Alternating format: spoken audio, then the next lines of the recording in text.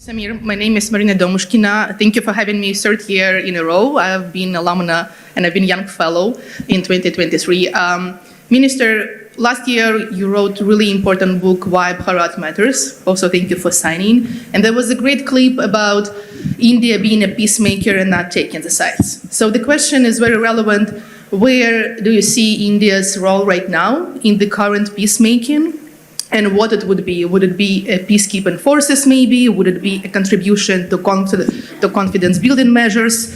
And I will end here because I think that India should play a role because it's a global power in your side, in Indo-Pacific and in Asia in general. So please elaborate and thank you for having me again. And I hope this question will still bring me next year. She's a alumni from Ukraine. She was there in 23. And she's very dear. So, I think the word you used, peacemaker, is a very strong word. Let me put it, or let me describe what we have tried to do. We have always believed, that this conflict in Ukraine is tragic. It will not have a good ending. People are dying, for reasons and purposes which when we look back, as we have looked back on many other conflicts where there have been high casualties, you actually ask yourself, why did we let that happen? So we've always felt it's important to find, a negotiated way. And a negotiated way obviously has to be a negotiation between the parties. So we have tried on one side to speak to the Russian leadership, on the other hand to engage the Ukrainian leadership, to tell one that it cannot be resolved by war, and to tell the other that look, you have to talk, you have to engage the other party. By lining up everybody else in the world, other than the other party, you're not going to get a solution. So we have been in favor of not just negotiations, but actually, direct negotiations, you can say, in a way. We think that's the way. But if I put that aside, at the, in a sort of larger sense, we have tried to take a common sense position. A common sense position that this war must end. It is disastrous, obviously, for the two parties concerned, but it is hugely damaging for the rest of the world. And we see today that positions we took in 22, 23, which quite honestly were not exactly applauded in every part of the world, there's much greater acceptance today. And in that sense, there are episodes where we've tried to help on the Black Sea grain corridor. I think last year I spoke about it. I was one of negotiators, so I know exactly. Thank you so much for that. Negotiators for that. Yeah. So look, I'm not going into that. I think at the end of the day, there has to be a global common sense approach to this conflict. And the global common sense approach has to be that there has to be a negotiation. And ultimately, other than the parties, it's for the parties and, anybody else who has the ability to influence that negotiation, to take a position. But eventually people feel, okay, India contributed by awakening common sense about a conflict, about a very tragic and a very bloody conflict. I think we would have done some good. Good evening. Thank you very much, Samir, for the invitation, and thank you, sir, for having us here. Another question from Ukraine. My name is Irina Krasnoshtan, and this will continue this conversation. You have highlighted the special role that India has, speaking both to Ukraine and Russia, and you have also spoken about, tragic consequences of the war. One of them is that there are thousands of children that are deported to Russia, Ukrainian children.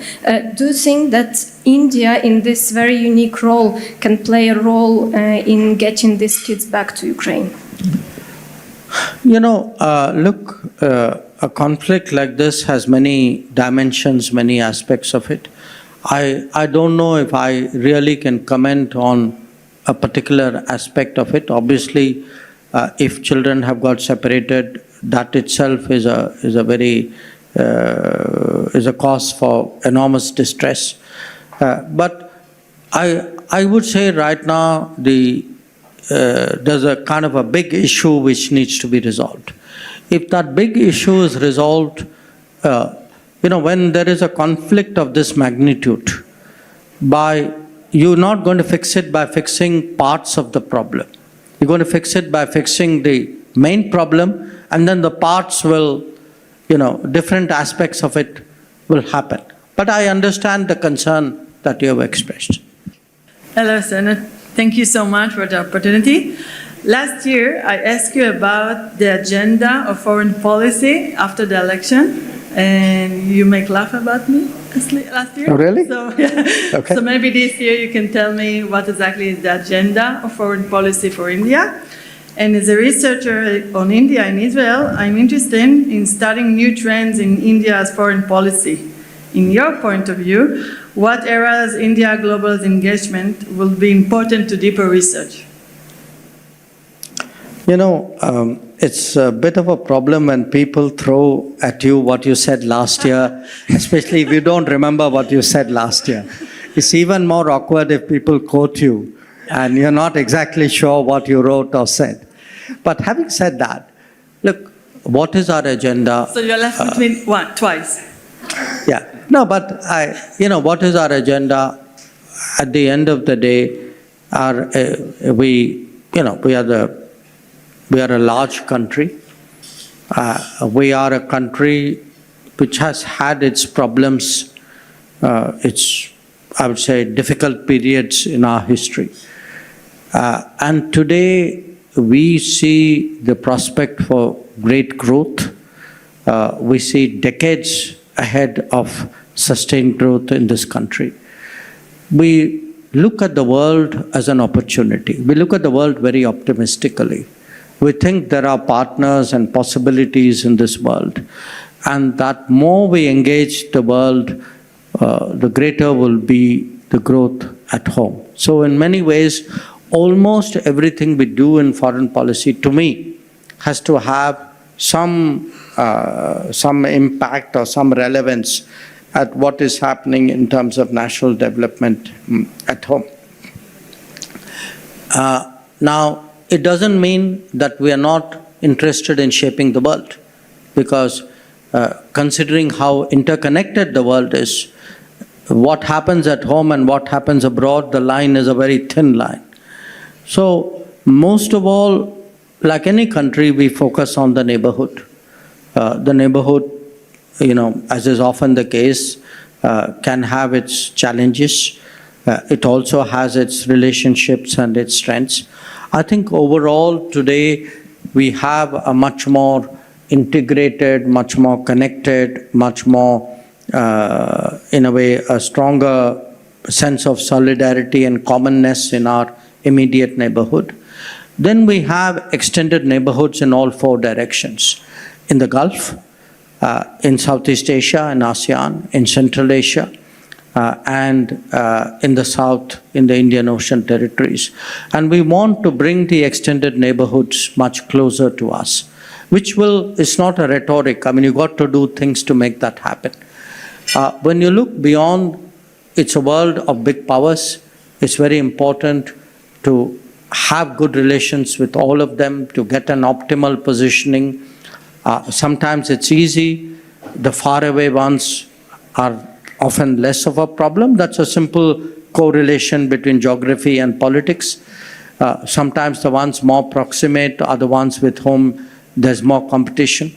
But how do you manage the equation among big powers and between big powers and ourselves? That's the next level. And today, I mean, if I were to think of a 2030, because we sort of have a vision of 2047. 2047 is now 22 years away from us.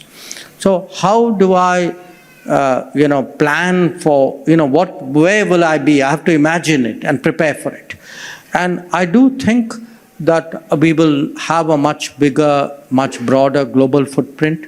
So I am preparing today for a Latin America and a Caribbean and a Pacific Island and a West Africa and a Mongolia, which may not be proximate, which may not be that big on my immediate priorities, but as a medium, long term, it's a relationship that I need to have. So you've got to do the short, medium, long, all at the same time. And I think what happens, when you are a government, last year we had an election since all of us met last, to be a third-term government, you have the experience, I would say the learnings of 2 terms. You know much more sure-footedly where you're going, the pace at which you're going, how you want to go. So I think we have that advantage today of people, who are in power for more than a decade. And I think that helps us really look ahead with a much more confident, long view of our prospects.